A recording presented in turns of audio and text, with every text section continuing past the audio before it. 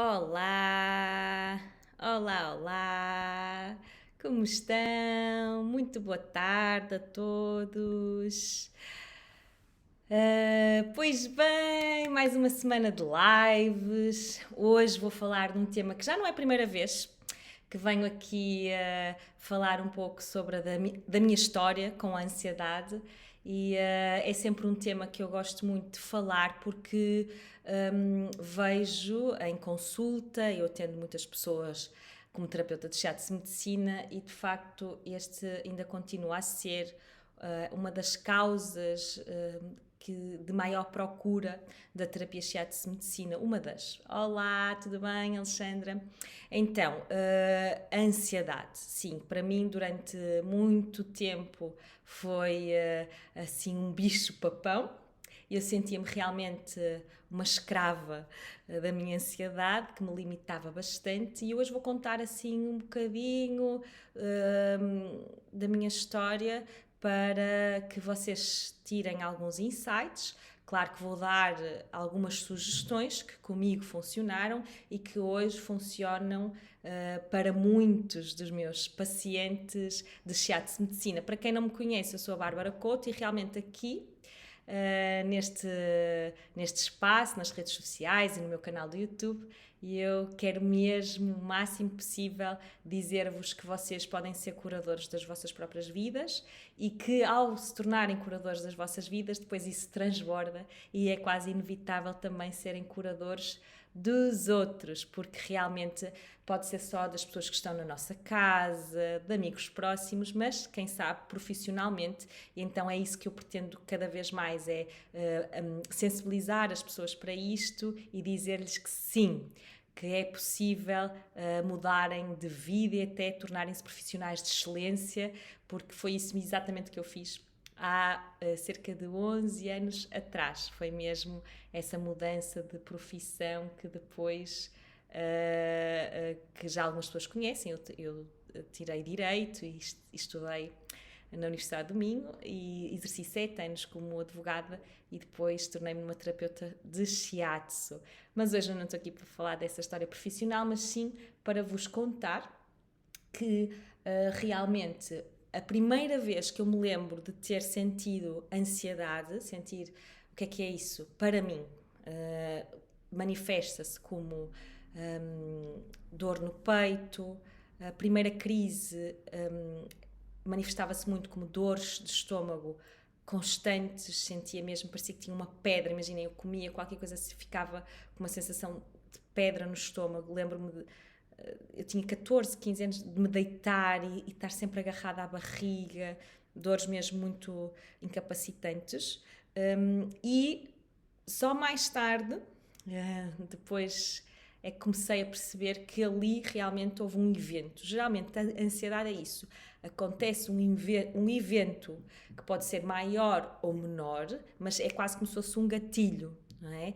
E depois, muitas vezes, até pode ser até inconsciente, mas a pessoa até pode não ser a mesma situação que se repete, mas começa a sentir os mesmos sintomas, que, como eu vos disse, no meu caso era a dor de estômago, depois mais tarde começou a ser também muita dor nos ombros, aqui muito o nó na garganta, que medicamente chama-se a bola histérica, portanto, aquela sensação de que estamos sempre com qualquer coisa aqui que parece que não passa, não é? E eu até me lembro de achar que era assim que as pessoas tinham naturalmente aquilo, que eu passava tanto tempo, eu cheguei a estar anos com aquela sensação de aperto, que para mim era assim viver, não é? E realmente, quando fui fazer já uma análise da minha história, etc., percebi que aos 14, 15 anos, de facto, eu tive ali uma grande perda, foi a morte do meu avô, que era um pilar grande para mim,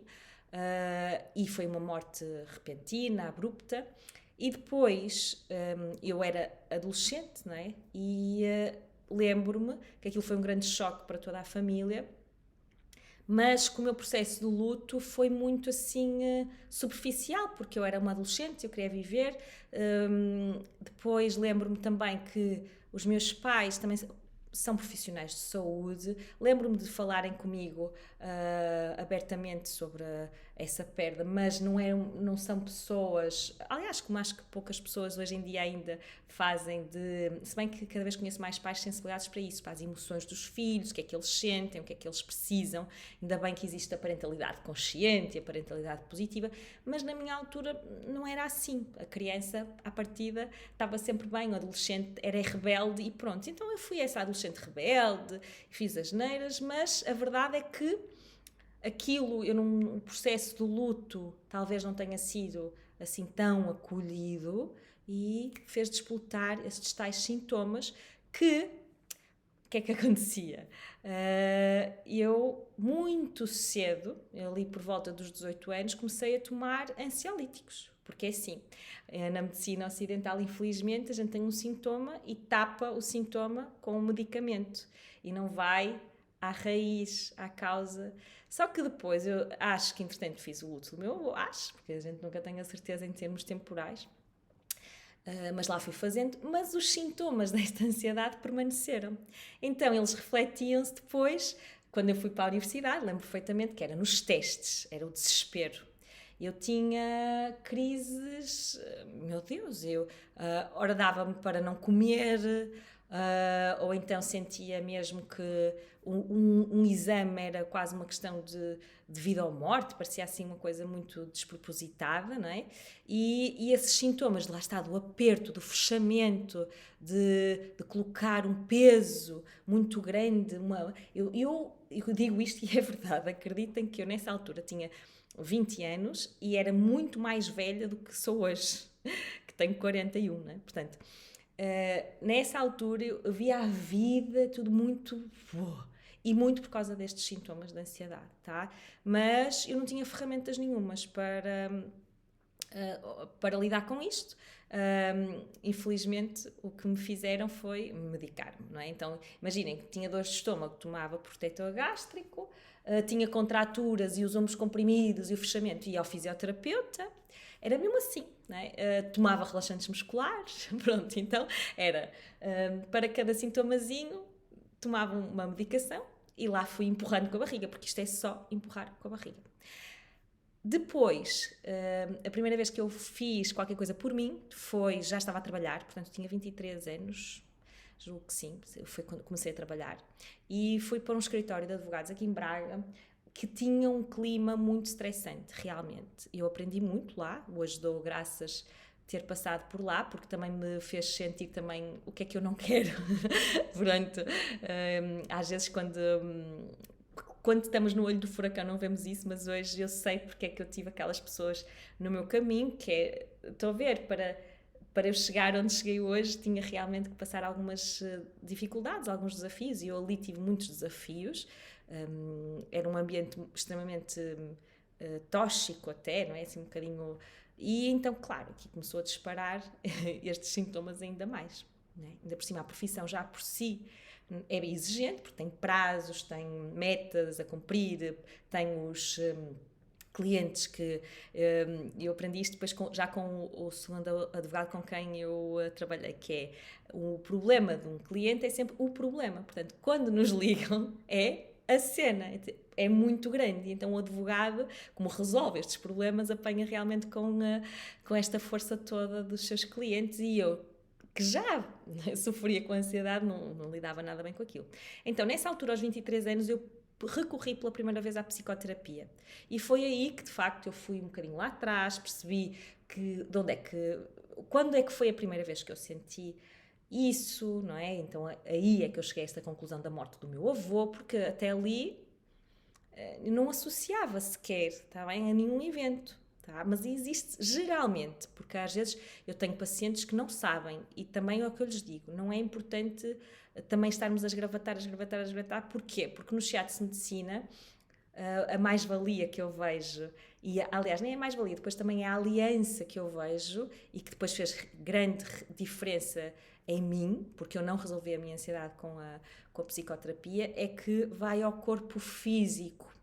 E a ansiedade é muito física também, tá? E nós estamos tão distantes do nosso corpo físico que não fazemos esta correlação. Então, se eu não cuido do meu corpo, como é que a minha emoção vai estar mais em equilíbrio? Não dá. Tá? Eu sei que mais tarde ou mais cedo a medicina ocidental também cada vez vai entender melhor isto, que é, eu não posso só mentalmente estar bem, o meu corpo tem que acompanhar isto, porque nós temos registros, temos bloqueios físicos, e atenção, quando eu digo bloqueios as pessoas não pensem que é só energia e pozinhos, não, é coisas que é matéria, é corpo, tá bem? Mas que realmente vocês de certeza que já se sentiram alguma vez prisioneiros do corpo, não é? Tipo, eu sei, por exemplo, que eu não devia sentir ansiedade em determinado momento, mas o meu corpo, como tinha aquela memória ainda muito física, ele não se conseguia libertar, ou libertava-se temporariamente, mas depois, muito rapidamente também sentia ela a voltar, está bem? Então, eu primeiro fiz essa psicoterapia que foi muito importante, atenção, eu acho que é realmente importante estes processos, são importantes estes processos terapêuticos, mas nunca se esqueçam disto que eu vos estou a dizer. Era importante que vocês aliassem alguma prática, claro que eu defendo a minha, que é o shiatsu, não é?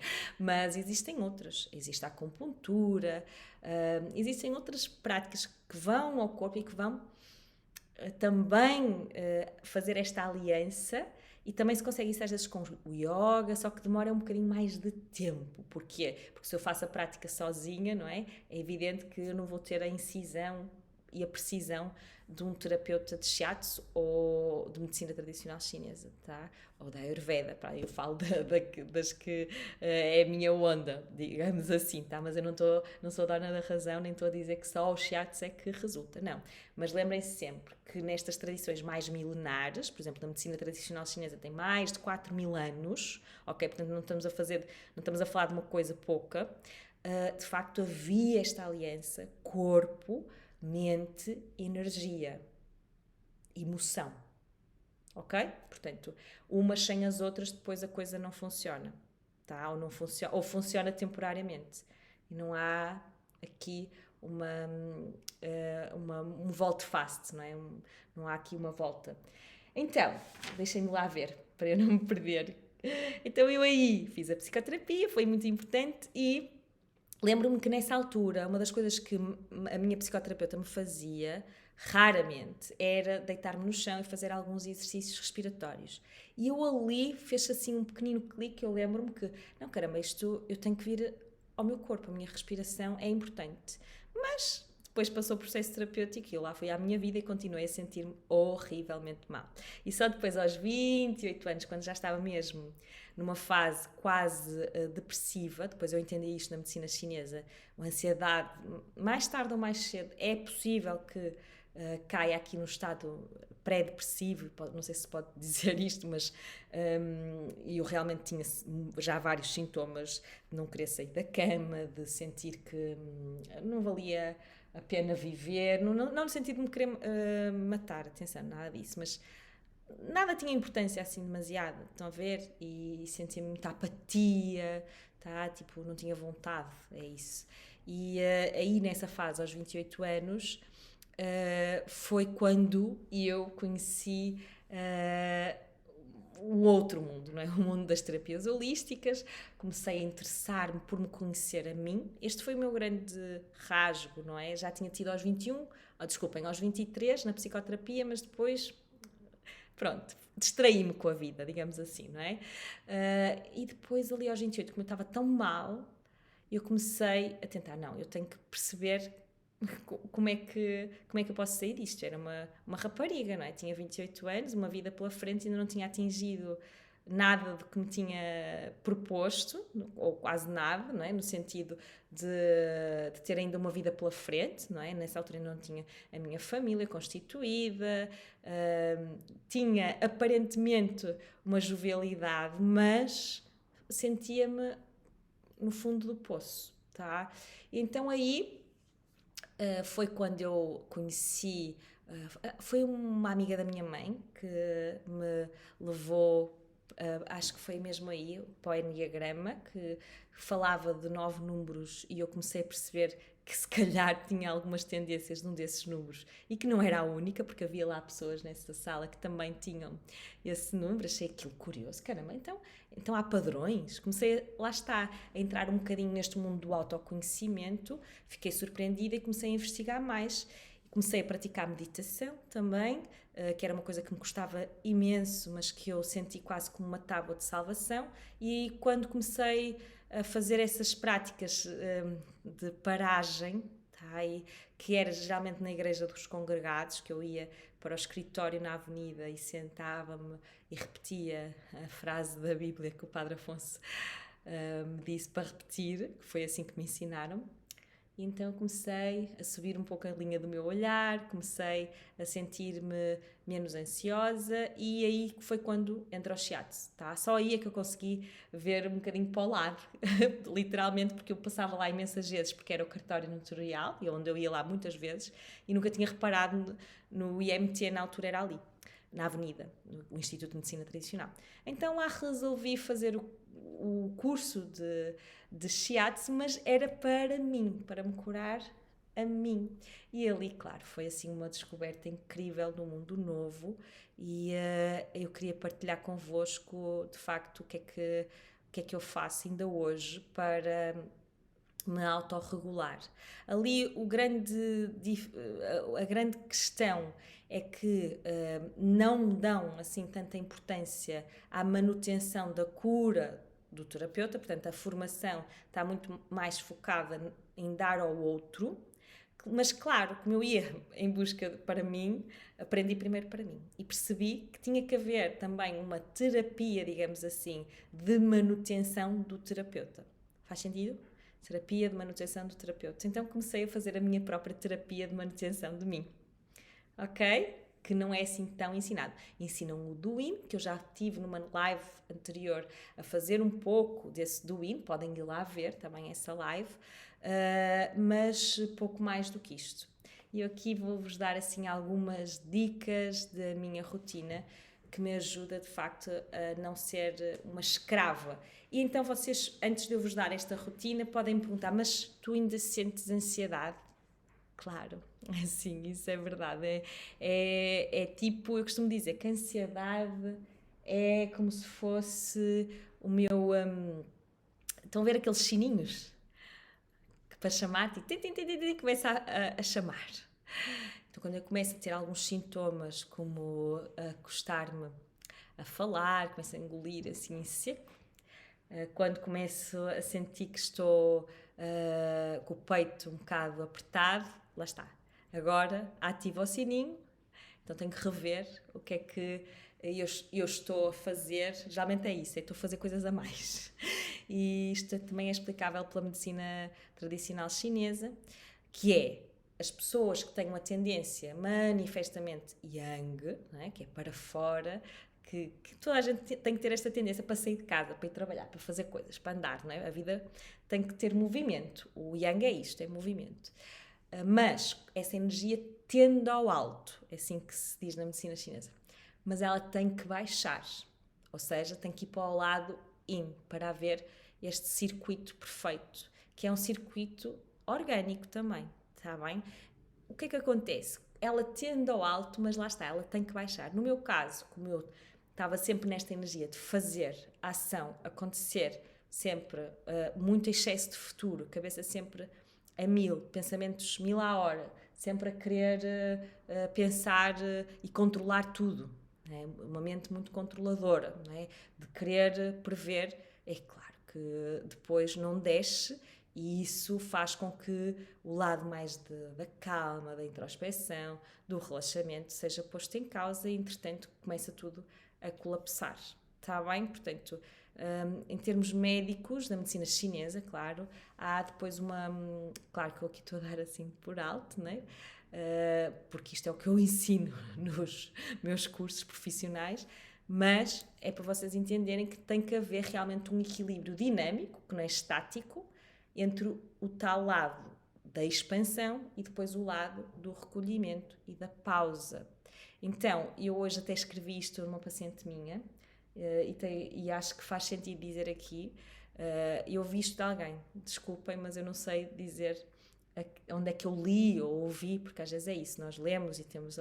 Mas esta frase não é minha, mas eu acho que é ideal para aqui, que é, nós temos que relaxar para dormir e não dormir para relaxar. Então, o que é que isto significa? E aqui já é aqui a dica número 1, tá? Nós muitas vezes saímos para ir trabalhar, estamos na ansiedade, no corre-corre, no lufa-lufa, como eu costumo dizer, do dia-a-dia, aquela coisa de filhos, atividades, e depois chegamos a casa, continuamos neste ritmo, não é? Principalmente as mulheres têm um bocadinho de tendência a isso, continuam com a mesma energia a fazer até tarefas domésticas. Come, veste, toma bem, e depois dão uma espécie de uma marretada na cabeça e querem dormir. Ou seja, não há um decrescendo da energia, tá? Portanto, é muito comum eu receber este tipo de mulheres em terapia que, no fundo, aplicam a mesma energia yang quando estão fora de casa e onde ela devia ser aplicada, não é? No trabalho. Na racionalidade, é uma energia muito, muito mental. Depois, quando chegam a casa, continuam aí, muito mentais, muito controladoras em relação aos filhos, a tudo. Continuam a gerir, são autênticos gestoras e então não há, de facto, por exemplo, nem eu costumo dizer, para baixarem as luzes, podem fazer as tarefas domésticas na mesma, senão depois os vossos maridos e os vossos filhos vêm dizer, vêm fazer-me aqui uma espera à porta de casa. Não estou a dizer para não fazerem, mas existe uma forma mais suave, mais intencional de crescimento da energia de fazer isso. Por exemplo, uma das coisas que eu gosto de fazer é, imaginem, estou a cozinhar, posso pôr uma música clássica, ok?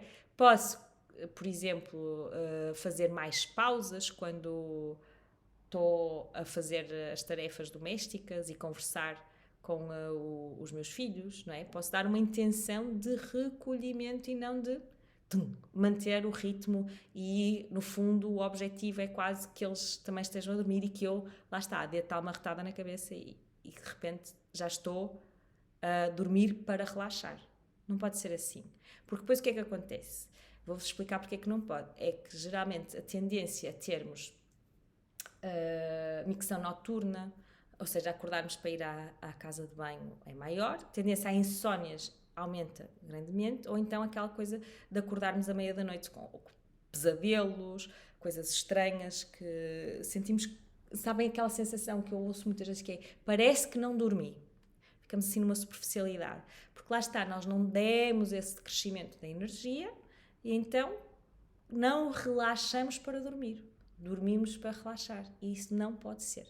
Está bem? Portanto, primeira dica, e é mais importante, porque na medicina chinesa, sem esta questão do descanso e do sono, vocês podem fazer 1001 terapias, 1001 coisas, terem cuidados alimentares, terem hábitos desportivos incríveis. Se o sono não está em condições, não há hipótese.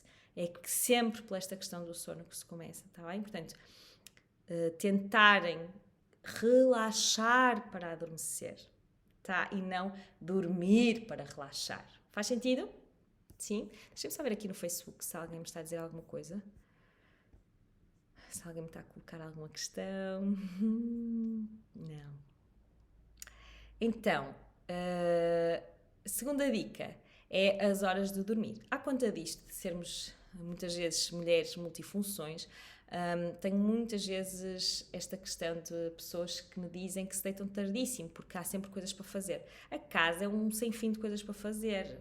Portanto, eu se quisesse também estava até à meia-noite, 1 da manhã. Só que acontece que na medicina chinesa nós temos uma regra que é não nos deitarmos depois das 11 da noite. E agora vocês perguntam, Bárbara, então tu nunca te deitas depois das 11? Não, claro que isso não é verdade, não é? Por exemplo, ao fim de semana, mas até ao fim de semana às vezes deito-me antes das 11. Mas não é a exceção que faz a regra. Portanto, não, eu costumo dizer, não é sempre nem nunca. O que é que isto quer dizer? Que, como regra, nós devemos realmente deitar entre as 10 e as 11, ok? E levantar-nos mais cedo, porque quem se deita às 10, 11, geralmente ali às 6 da manhã, 6h30, 7, vá na loucura, está bem, enérgico e a pé. E porquê é que isto é tão importante para as mulheres, acordarem tão cedo? Alguém me sabe dizer? É que geralmente não é isto que acontece. O que eu ouço é, eu é sempre por mais 10 minutos, porque estou exausta. Porque lá está, geralmente não fazem este decrescente, deitam-se tarde e depois, claro, de manhã estão com uma pedrada que não aguentam. Então, se eu começo a regularizar o meu sono, eu geralmente acordo bem disposta de manhã e tenho ali um tempo, aqui principalmente para quem tem filhos, isto é importantíssimo, de levantarem-se numa energia em que eles ainda não estão acordados, portanto, uma hora que sentem que realmente estão com tempo, porque isto vai dar um mote para o vosso dia. Então, uma pessoa que se levanta uma hora antes dos filhos, acreditem que ao fim de um ano vai notar uma diferença enorme, mas para isso tem que se deitar cedo. Ai, Bárbara, eu ouço muito isto. Ai, mas eu não consigo, que eu sou notívaga. Isso mesmo, está ali a Maria a dizer que é para termos tempo. Isto faz mesmo diferença, tá? Porque realmente, mesmo aquelas pessoas que dizem que são notívagas, que era o meu caso, eu dizia, não, nem pensar, eu gosto é de... Até, aqui estou-me a lembrar que até com a Maria cheguei a estudar de noite, portanto ela está aqui, não me deixa desmentir, né? Eu até cheguei a esse ponto de achar que podia estudar de noite, portanto eu realmente associava muito mais à noite, muito menos ao dia, não é? Quem diria, não é, Maria, que eu agora ia acordar todos os dias entre as 6 e as 6 e meia da manhã, quem diria? Os tempos mudam realmente.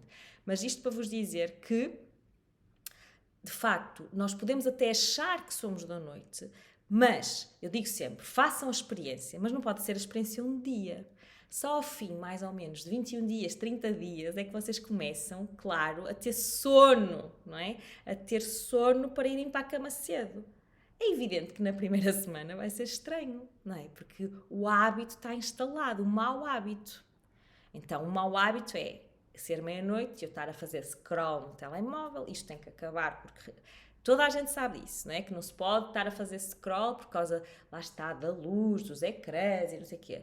Mas há pouca gente a respeitar esta regra da meia hora antes de adormecer, pelo menos não estarmos no telemóvel. E eu para isso tenho uma coisa muito boa, que é esta sugestão, que é a leitura. E eu costumo dizer que a leitura é o meu comprimido para adormecer, e é mesmo. E eu posso, olha, acreditem que eu fui para o Caminho de Santiago, eu levava um livro mínimo, porque vocês sabem que a mochila do Caminho de Santiago tem que ser o mais leve possível. E a Marta até riu-se imenso, né? Como é que eu levei um livro para o Caminho de Santiago? Porque eu disse, é impossível, eu não consigo dormir se eu não ler nem que seja um parágrafo.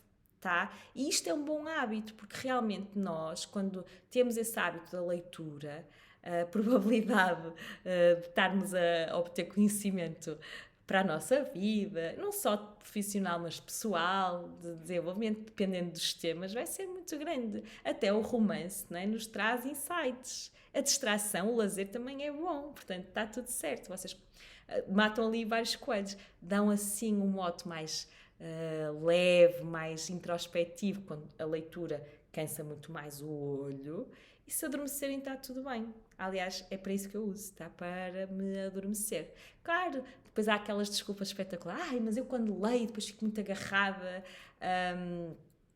ao livro e só consigo terminar. Isso são só desculpas, gente, isso são só desculpas, porque o telemóvel é muito pior e as redes sociais, porque essas sim estão mesmo feitas para que a gente fique ali, tipo, não é? Para ficarmos um bocadinho viciados. Portanto, não me venham com desculpas que o livro é viciante. Isso é uma treta, isso não existe, tá? O que é viciante são as redes sociais e os telemóveis, tá? Portanto, parem de desculpas. Eu acho o máximo porque a nossa mente é maquiavélica, arranja assim sempre viagens na maionese, não é?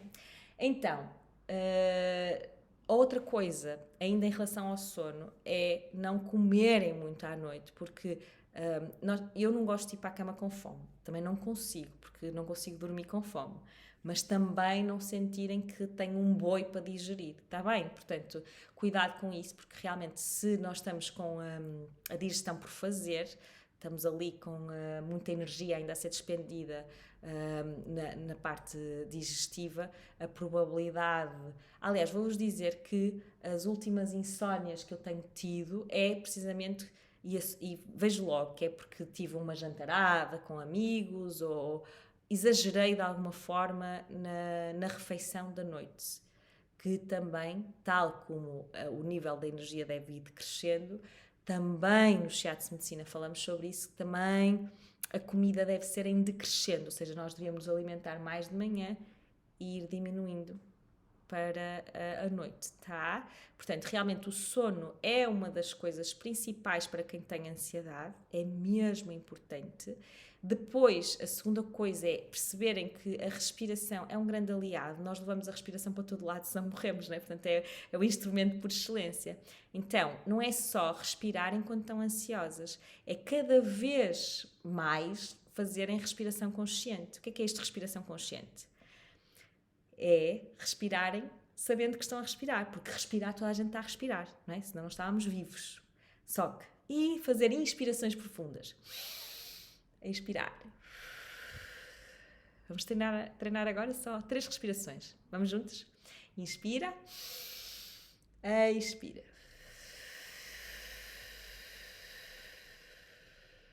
Inspira.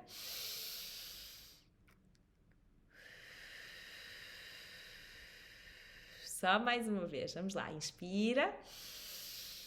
Solta.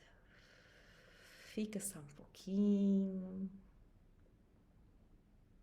Que bom. Claro que vai haver alguém que pense, pá, então, mas estou no trabalho, vou fazer assim às mãos? Não, não é preciso, mas se lembrarem que têm que respirar conscientemente, podem fazer só. E estão a respirar normal, ninguém sabe, nem precisa fazer barulho nenhum, nem levantar braços. Só que sabem que estão a respirar e que isso vai ajudar-vos a manter também esse nível de calma. Portanto, eu lembro-me que inicialmente, quando eu percebi o poder da respiração, eu passava o dia, o meu momento mindful era ter atenção plena à minha respiração. Tá? Então, os dias que eu me estava sempre a lembrar eram um dia bem sucedido. Tá? Em termos de ansiedade, eu comecei a perceber que isso ia decrescendo o meu nível de ansiedade. Outra das coisas essenciais e que muita pouca gente tem esta noção é que a água, beber água, é uma aliança enorme para as pessoas que sofrem de ansiedade. Eu era aquela pessoa que não bebia água, tá? Até porque no Shiatsu Medicina é esta dicotomia mesmo que existe. É entre o elemento fogo, portanto a ansiedade é um desequilíbrio no elemento fogo, que está ligado ao coração, à parte circulatória, que está ligado também ao protetor do coração, que é o pericárdio, que está ligado ao intestino delgado e ainda ao triplo aquecedor, que é responsável pela temperatura do nosso corpo, e o outro lado, que é a água. E este elemento está mais ligado ao rim e à bexiga, tá? Aos meridianos do rim e da bexiga. Então, a água, se eu estou aqui no fogo da ansiedade e eu ao dar água, tá? Literalmente, estou a ajudar a que haja aqui um equilíbrio dinâmico entre estes dois elementos. Isto simplificando. Claro, tá, eu estou aqui a simplificar porque tenho um pouquinho mais do que isto, mas entendem? Se eu estou com ansiedade do fogo, eu até digo que é ansiedade do fogo crepitante, estou a ver aquelas fogueiras a crepitar, e eu tenho que lhe pôr água. E isto no sentido literal. Os chineses são incríveis, não é? Porque esta analogia é fantástica, até nisto é fácil para nós entendermos. Então a hidratação é fundamental. 1,5 litro por dia, nem sabe o bem que lhe fazia, tá? No outro dia falaram, uma paciente minha, eu nem sabia que existia, ela tem uma garrafa que dá luz de X em X tempo. Ela disse, mas eu não... Ou seja, quando a garrafa só faltava apitar, não apita, mas dá uma luz, ela sabe que tem que beber. Eu até depois pensei, que eu tenho que saber que garrafa é esta, porque há tanta gente que precisa disto, não é? Para se lembrar, porque de facto nós depois ficamos muito negligentes em relação à hidratação, e a hidratação é mesmo importante. Outra coisa para a ansiedade, e vou ficar por aqui, eu podia estar aqui uma lista infindável de coisas que vocês podiam fazer, mas a minha ideia, primeiro, não é atulhar-vos de informação, porque as pessoas ansiosas são ótimas a fazerem listas de informação que depois não usam. São especialistas nisto, estão a ver? Então eu não vos vou dar uma lista, façam isto, façam aquilo, façam... Não, nada disso, porque as pessoas ansiosas são viciadas no fazer, está bem? Sim, eu souber partir disso da garrafa. Então, não é isso que eu pretendo, só vou dar mais uma dica, que é a ansiedade geralmente vem com excesso de futuro. As pessoas ansiosas têm excesso de futuro. O que é que isto quer dizer? São pessoas muito mentais, que estão sempre a pensar no que vem a seguir. Não, tão pouco a viver o momento presente. É como se elas vivessem na sua cabeça. Acho que é a melhor maneira de eu explicar isso. É como se eu não estivesse aqui. Quer dizer, eu estou aqui, certo? Mas imaginem agora que eu não estou realmente aqui, que estou... Ou vocês estão-me a ouvir.